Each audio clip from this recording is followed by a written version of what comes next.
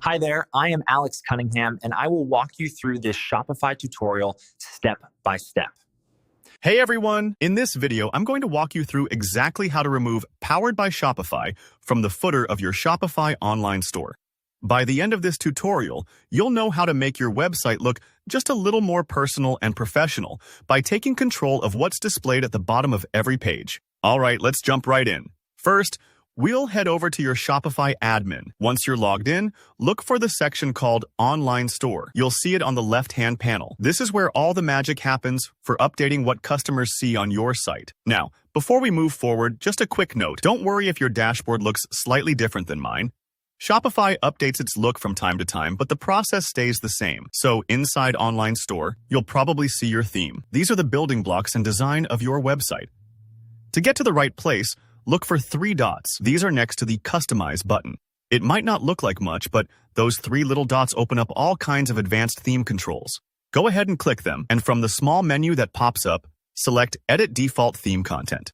Now, you're going to see a big list of theme text fields and labels.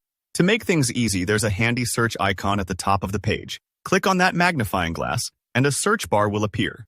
This is where you want to type in the word powered. Just that single word will help you quickly find the exact text field we want to edit, sort of like using Ctrl+F to quickly jump to the right place in a document.